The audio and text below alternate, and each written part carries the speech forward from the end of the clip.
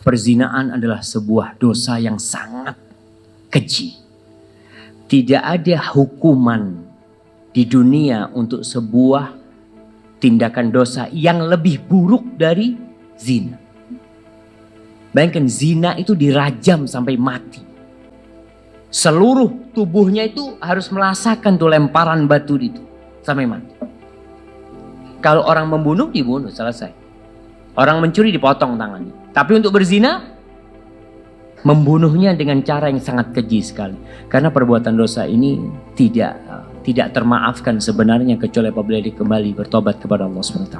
Bagaimana suami yang mendapati istrinya selingkuh dan dia tahu, bukan berita bohong, bukan kabar burung, dia tahu istrinya berselingkuh. Dan afwan jamaah ya, memang yang model kayak gini ini kadangkala muncul dari pasangan yang merasa tidak butuh kepada suaminya. Salah satu prinsip orang berumah tangga itu saling membutuhkan. Allah mengatakan hunna libasul lakum wa antum libasul lahun. Wanita itu pakaian buat kalian, kalian pakaian buat mereka. Ketika ada perasaan tidak butuh, si wanita akan melakukan perbuatan dosa dan dia tahu suaminya tidak mungkin menceraikan.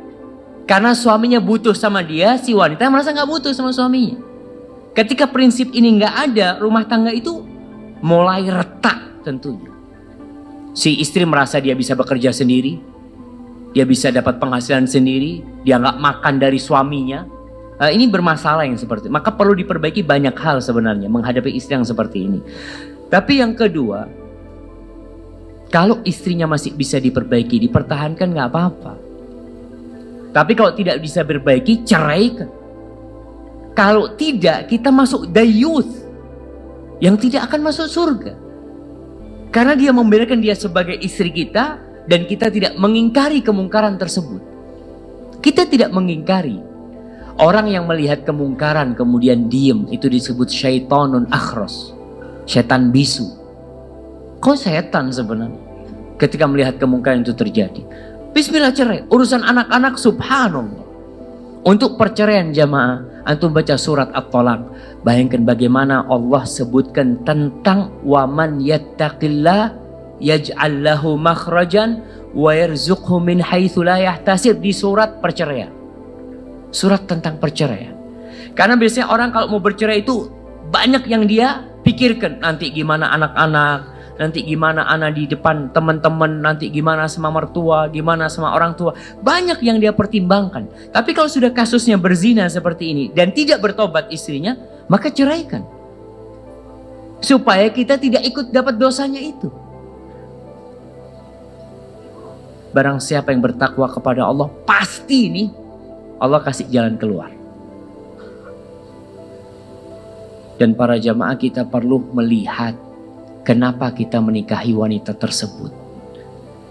Itu di awal juga innamal a'malu binniyat, ini harus kita pikirkan. Ada seorang salafus saleh Asy-Sya'bi. Nah, dia cerita tentang ada orang tanya, "Wahai Imam, aku ini kok merasa hina di depan istriku. Hina aku di depan istriku." Gurunya ini diam. Kata dia, "Mungkin kau menikah untuk mendapatkan kehormatan." Iya, betul. Dia menikahin wanita ini memandang kepada kehormatan wanita ini. Dengan bayangan kalau aku menikah dengan wanita ini, kehormatan dia akan tinggi. Mungkin dia dari kalangan bangsawan, dari orang kaya. Itulah penyebabnya, kata dia. Lalu si yang ditanya ini cerita, aku punya 4 saudara. Muhammad, terus siapa lagi, terus dia bawanya Imron. Dia cerita, kakakku yang paling tua itu nikah karena kehormatan. Ternyata dia langsung hina di depan istrinya. Adikku Imron menikah karena kekayaan dan dia menikahi wanita yang lebih kaya dari dia. Ternyata bukan dia tambah kaya, malah diperes sama istrinya. Soalnya lakinya mau kawin karena kekayaan itu, malah diperes sama suami. Akhirnya setelah itu aku ketemu dengan guruku. Ya, kalau nggak salah gurunya ini, subhanallah, ana lupa guru dia. Aku ceritakan kondisi kakak dan adikku. Lalu guruku menyebutkan 2 hadis Rasul SAW. Yang pertama hadis tentang wanita dinikahin karena 4 hal. Kemudian yang kedua tentang hadis bahwasanya wanita yang paling berkah itu yang paling sedikit maharnya. Lalu aku menikah dengan wanita yang agamanya baik dan maharnya sedikit. Alhamdulillah, barokah. Maka kita perlu memikirkan tadi, kenapa kita nikah? Jangan-jangan kita salah niat, jemaah. Hadza wallahu a'lam bishawab. Nah.